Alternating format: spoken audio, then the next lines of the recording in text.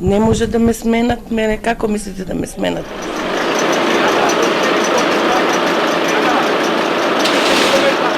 Судбината на Катица Јанева ја сподели СЈО.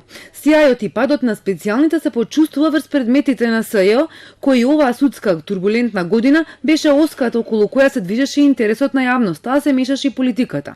Резултатите се неколку првостепени пресуди, од кои една беше ослободителна. Се ослободуваат од обвинение согласно член 403.1 од Законот за кривична постапка. А една пресуда, осудителна за Мијалков, Тачи и поранешните членови на ДИК, апелација ја укина на крајот на годината. Следната почнува повторно во кривичен.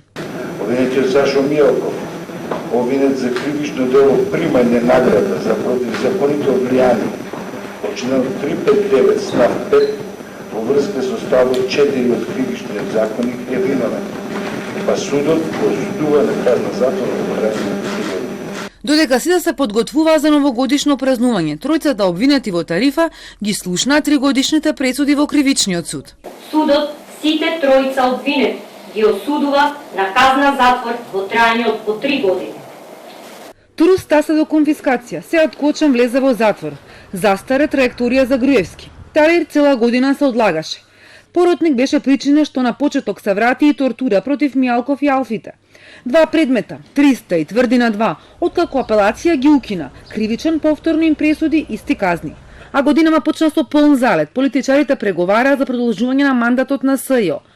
Имаше предлози СЈО да се направи уште посилно. Јанева требаше да иземе голем дел од надлежноста на Русковска, но на крај Јанева падна во надлежност на Русковска.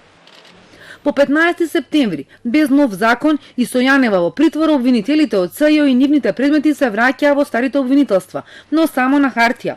Во реалност предметите и обвинителите си останаа во зградата на СЈО. Таму пак без шеф и подписник на сметки се најдоа пред исклучување на струја. Вработените во СЈО останаа неколку месеци без плата. Но ударна тема станаа и бонусите во СЈО. За едни превисоки незаконски, за други реални и заслужени.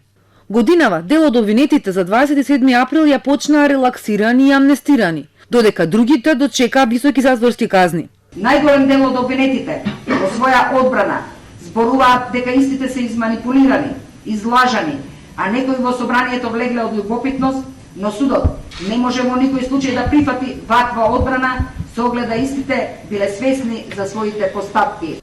Последниве месеци топ тема е судењето за рекет, прашањата на Боки 13, сведочењата на Орце Камчев и другите бизнисмени кои се редеа во судница.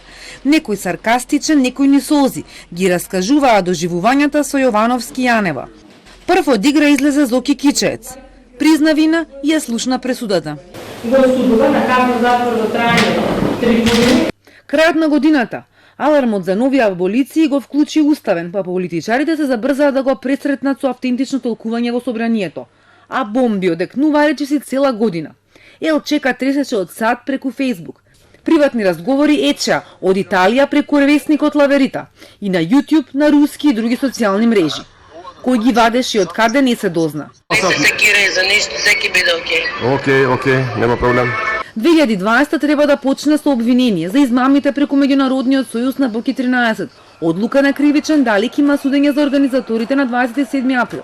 Се очекуваат и првостепени пресуди за професорите од економски обвинети во Еразмус, за сообраќајката кај ласкарци, за убиството на Пино Секондо, за шпански скали. 2020 останува да се слушнат повеќе првостепени пресуди за предметите на СЈО.